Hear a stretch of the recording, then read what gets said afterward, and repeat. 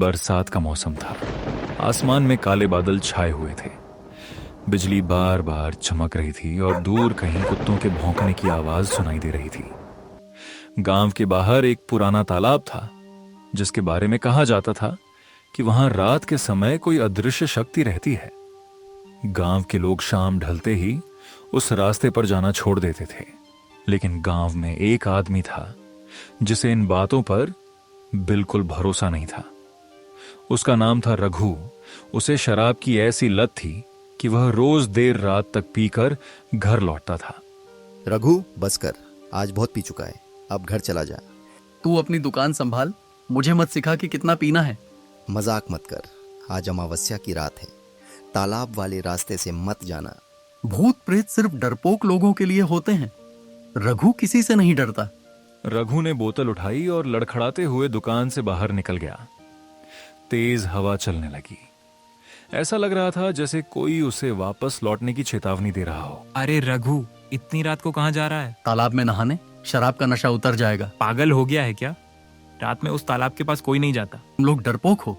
मैं अभी नहाकर वापस आता हूँ। रामू ने उसे रोकने की बहुत कोशिश की, लेकिन रघु किसी की सुनने वाला नहीं था। वह सीधा तालाब की तरफ बढ़ गया। कुछ ही देर में वह पुराने बरगद के पेड़ के पास पहुंचा।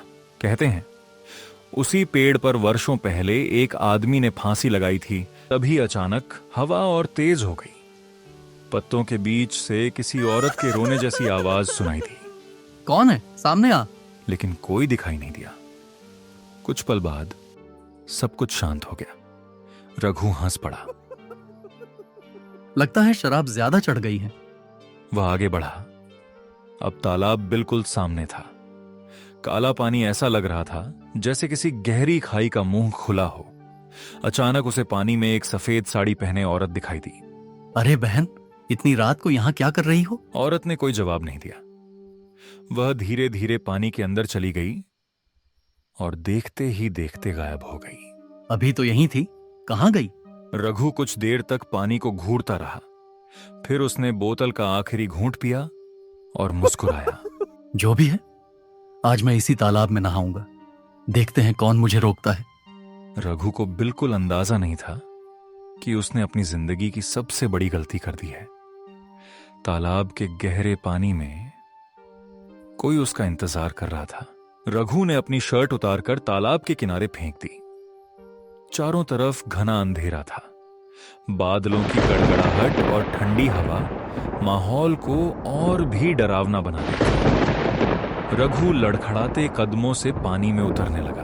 अरे इतना भी क्या डरना, पानी ही तो है। पानी पहले उसके पैरों तक आया, फिर घुटनों तक, और कुछ ही कदम बाद कमर तक पहुंच गया।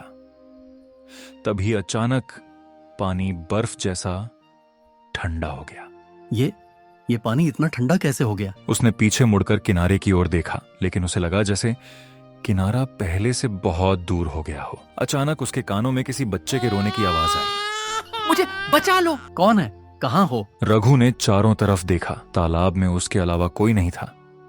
तभी पानी की सतह पर गोल गोल लहरें बनने लगीं, जैसे कोई उसके चारों ओर घूम रहा हो। कौन है? सामने आ। अचानक उसके पीछे से एक औरत की हंसी गूंजी। कौन? पीछे कोई नहीं था, लेकिन जैसे ही उसने सामने देखा, पानी पर वही सफेद साड़ी वाली औरत खड़ी थी। इस बार उसका चेहरा साफ दिखाई दे रहा था। उसकी आंखें पूरी तरह काली थीं और चेहरे से पानी टपक रहा था। तू इंसान नहीं है। तुम खुद मेरे पास आए हो। मुझे जाने दो, मैं चला जाता हूँ। अब बहुत देर हो चुकी है। इतना कहते ही वह औरत अचानक गायब हो गई। रघु घबराकर किनारे की तरफ भागने लगा, लेकिन तभी किसी ने उसके टखने को कसकर पकड़ लिया। छोड़ो, कौन है? उसने नीचे देखा। पानी के अंदर से एक सड़ा गला हाथ उसके पैर को पकड़े हुए था। फिर दूसरा हाथ, फिर तीसरा।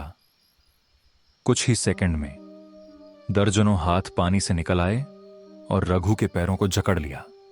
बचाओ, कोई है, मुझे बचाओ। रघु पूरी ताकत से छूटने की कोशिश कर रहा था, लेकिन वे हाथ उसे धीरे धीरे गहरे पानी की ओर खींचने लगे। नहीं, मुझे छोड़ दो। मैंने तुम्हारा क्या बिगाड़ा है? अब तू हमारे साथ रहेगा। इतना कहते ही कई सड़े हुए हाथ रघु के पैरों से होते हुए उसकी कमर और कंधों तक पहुंच गए। वह पूरी ताकत से छूटने की कोशिश करने लगा। बचाओ, कोई है? मुझे बचाओ। उसकी चीख पूरे जंगल में गूंज उठी। उसी समय तालाब के पास रहने वाले बूढ़े हरिनाथ ने आवाज सुनी और लालटेन लेकर दौड़ पड़ा। हे भगवान, फिर वही आवाज। हरिनाथ ने देखा कि रघु पानी के बीचों बीच किसी अदृश्य ताकत से जूझ रहा था। रघु, पानी के अंदर मत देख। लेकिन रघु ने डर के मारे पानी में झांक लिया और जो उसने देखा उससे उसकी चीख निकल गई। पानी के अंदर दर्जनों डूबे हुए लोगों के चेहरे उसकी ओर घूर रहे थे। आंखें बंद। बाबा, मुझे बचा लो, कोई मुझे नीचे खींच रहा है। हरिनाथ गांव की तरफ भागा और जोर जोर से लोगों को बुलाने लगा। जल्दी आओ, किसी की जान खतरे में है। कुछ ही देर में कई ग्रामीण रस्सियां, डंडे और लालटेन लेकर तालाब पर पहुंच गए। रस्सी फेंको जल्दी। रघु, रस्सी पकड़। रघु ने पूरी ताकत से रस्सी पकड़ ली। गांव वाले उसे खींचने लगे। एक पल के लिए लगा कि वो बच जाएगा, लेकिन तभी तालाब के बीच अचानक एक बड़ा भंवर बन गया। अरे, ये क्या हो रहा है? भंवर से काला धुआं निकलने लगा। पानी अपने आप उबलने जैसा दिखाई देने लगा। ये अब हमारा है। अचानक रस्सी इतनी जोर से खिंची कि गांव वालों के हाथ छूट गए और रघु फिर से गहरे पानी में चला गया। उसकी आवाज धीरे धीरे पानी में डूब गई। कुछ सेकंड बाद पूरा तालाब बिल्कुल शांत हो गया। अब इसे कोई नहीं बचा सकता। अचानक तालाब के बीच वही सफेद साड़ी वाली औरत दिखाई दी। उसके पास रघु खड़ा था, लेकिन अब रघु की आंखें पूरी काली हो चुकी थीं। उसके चेहरे पर एक डरावनी मुस्कान थी। अब अगला कौन आएगा? यह सुनते ही गांव वाले डर के मारे पीछे हट गए। एक तेज बिजली चमकी और अगले ही पल औरत और रघु दोनों गायब हो चुके थे। गांव में सन्नाटा छा गया। सुबह की पहली किरण के साथ पूरा गांव तालाब के किनारे इकट्ठा हो गया। हर किसी के चेहरे पर डर साफ दिखाई दे रहा था। कोई भी पानी के पास जाने की हिम्मत नहीं कर रहा था। क्या रघु बच गया होगा? इतनी देर पानी में रहने के बाद अब कोई उम्मीद नहीं है। गांव वालों ने 2 गोताखोरों को बुलाया। दोनों रस्सी बांधकर धीरे धीरे तालाब के अंदर उतरने लगे। कुछ मिनट बीत गए। फिर अचानक एक गोताखोर घबरा कर ऊपर आया। मैं नीचे नहीं जाऊंगा। क्या हुआ? रघु मिला? नीचे कोई और भी है, बहुत सारे लोग, वो मुझे देख रहे थे। लोग उसकी बात सुनकर सन्न रह गए।